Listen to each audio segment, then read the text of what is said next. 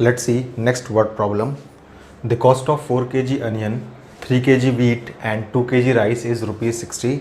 So इस question में हमें 3 आइटम्स की बात कर रहा है और उसके अलोंग कुछ हमारे पास रूल्स दिए हुए हैं कि वो रूल्स किस रूल को फॉलो कर रहे हैं। और लास्ट में देखिए लास्ट में क्या लिखा हुआ है, हमसे बोला हुआ है find the cost of each item पर केजी बाय मैट्रिक्स मेथड। सो अगर आपको वेरिएबल्स को अज्यूम करना है और पता करना है कि उसकी लैंग्वेज क्या होगी, सो आप लास्ट लाइन को पढ़ लीजिए, ठीक है। तो यहाँ बोला हुआ है find the cost of each item पर केजी बाय मैट्रिक्स मेथड। जो चीज़ आपसे बोली है उसी को आप लोग XYZ माना कीजिए, ठीक है। सो सबसे पहले आप बोलेंगे let cost of 1 kg onion, because पहला आइटम अनियन है, equals to ₹X। Let cost of 1 kg wheat is equals to ₹Y and let cost of 1 kg rice is equals to ₹Z। सो तीनों वेरिएबल्स की definition हम लोगों ने लिख ली। अब according to given problem क्या क्या अल्जेब्रिक इक्वेशंस हमारे पास बन सकती हैं वो देखते हैं हम लोग। सो पहले आपसे बोल रहा है 4 kg onion plus 3 kg wheat plus 2 kg rice is ₹60। So 1 kg का अगर दाम X रुपीज़ है तो 4 kg कितना हो जाएगा, 4X plus 3Y and plus 2Z is equals to 60। ये फर्स्ट लाइन से हमसे मिला। फिर ये बोल रहा है the cost of 2 kg onions, 4 kg wheat and 6 kg rice is ₹90। So इसके अकॉर्डिंग हो जाएगा 2X plus 4Y and plus 6Z is equals to हम बोल सकते हैं 90, ठीक है। And then the cost of 6 kg onion, 2 kg wheat and 6 kg rice. So 6X plus 2Y and then plus में 3Z इज इक्वल्स टू हम क्या बोल सकते हैं, इज इक्वल्स टू हम बोल सकते हैं ₹70 आ रहा है। सो ये हमने तीनों इक्वेशंस यहाँ से फाइंड कर ली। ओके, नाउ अब इन सिस्टम ऑफ इक्वेशंस को हम लोग सॉल्व करेंगे बाय यूजिंग मैट्रिक्स मेथड। सो उसके लिए हमें करना होता है, हम पहले क्या लिखेंगे, the above system of equations can be represented, the above system of equations can be represented in the form of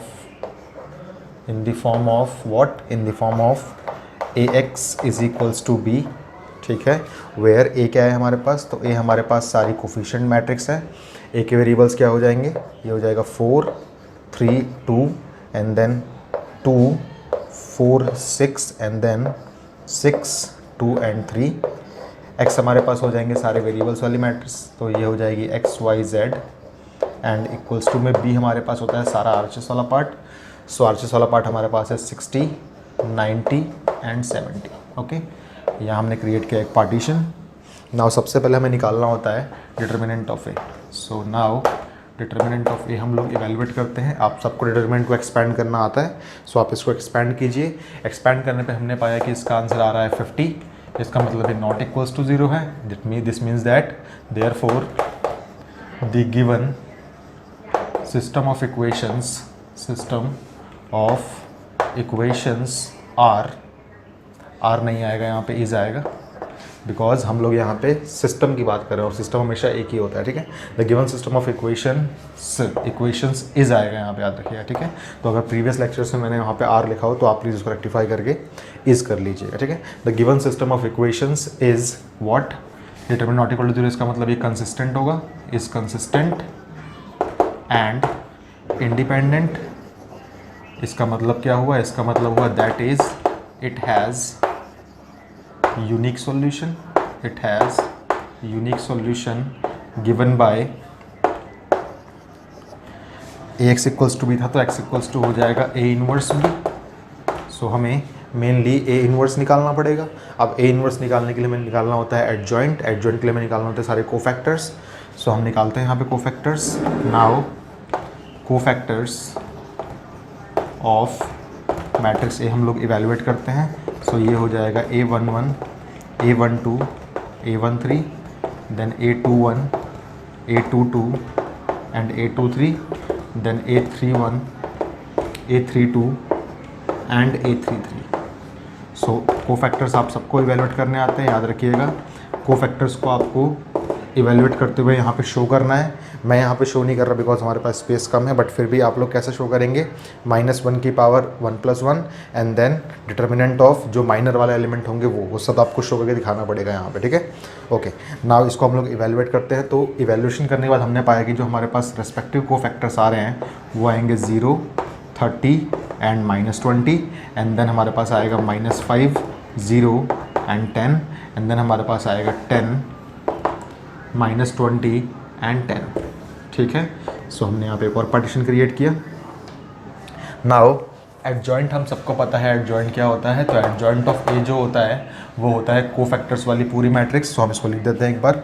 ये हो जाएगा 0, 30 and -20 then -5, 0 and 10 and then 10, -20 and 10। So ये हमारे पास कोफैक्टर्स वाली मैट्रिक्स आई, इसका हमें ट्रांसपोज करना है। सो देयरफॉर एडजॉइंट ऑफ ए क्या हो जाएगा इस हिसाब से हमारा, वो हो जाएगा 0, -5, 10 and then 30, 0, -20 and then -20, 10 and 10। So ये हमारे पास एडजॉइंट है। नाउ हम सबको पता है कि ए इनवर्स जो होता है वो एक्चुअल में होता है 1/डिटर्मिनेंट of A into adjoint of A. So इस हिसाब से ए इनवर्स हमारा क्या हो जाएगा, वो हो जाएगा 1/डिटर्मिनेंट हमारा आया था 50 एंड देन एडजॉइंट हमारा आया है 0, -5, 10, 30, 0, -20 एंड देन -20, 10 एंड 10। ओके, सो ये हमारे पास ए इनवर्स आ गया। नाउ हम सॉल्यूशन बड़े इजीली फाइंड कर सकते हैं। कैसे? Now x is equals to A inverse B था, so matrix x equals to हो जाएगा 1/50 टाइम्स ऑफ 0, -5, थोड़ा गैप छोड़िएगा आप लोग यहाँ पे, -5, 10 and then 30, 0, -20 and then -20, 10 and 10। और ये पूरा मल्टीप्लाई होगा हमारी बी मैट्रिक्स से। बी मैट्रिक्स हमारी क्या थी? सो बी मैट्रिक्स हमारे पास थी 60, 90 एंड 70। ओके, आप लोग अगर चाहें तो इस मैट्रिक्स को यहाँ पे थोड़ा सा सिंप्लीफाई कर सकते हैं। x + 2y + 3z = 45 हो जाएगा ये, वो भी करके आप कर सकते हैं, ठीक है। सो इसको सॉल्व करने पे हमने पाया 1/50। आप सबको मैट्रिक्स मल्टीप्लिकेशन आता है। सो ये मल्टीप्लाई होगा इस कॉलम से, आपके पास एक एलिमेंट आएगा, देन ये मल्टीप्लाई होगा पूरा इस कॉलम से। सो हमारे पास एलिमेंट्स जो आएंगे वो आएंगे 250, 400 एंड 400। सो हमारी एक्स मैट्रिक्स थी XYZ और इज इक्वल्स टू में जब हमने इसको 50 से डिवाइड करेंगे तो हमारे पास आएगा 5, 8 and 8। So on equating both the matrices, x is equals to हमें मिल जाएगा 5, y इक्वल्स टू हमें मिल जाएगा 8 and z is equals to हमें मिल जाएगा 8। हैंस हम लास्ट में क्या लिखेंगे? लास्ट में हम लिखेंगे therefore the price of 1 kg onion is ₹5, the price of 1 kg wheat is ₹8 and the price of 1 kg rice is ₹8 as well, ठीक है। सो ये इस क्वेश्चन का रिक्वायर्ड सॉल्यूशन है। इसको प्लीज़ आप लोग अपनी नोटबुक्स के अंदर नोट डाउन कर लीजिए।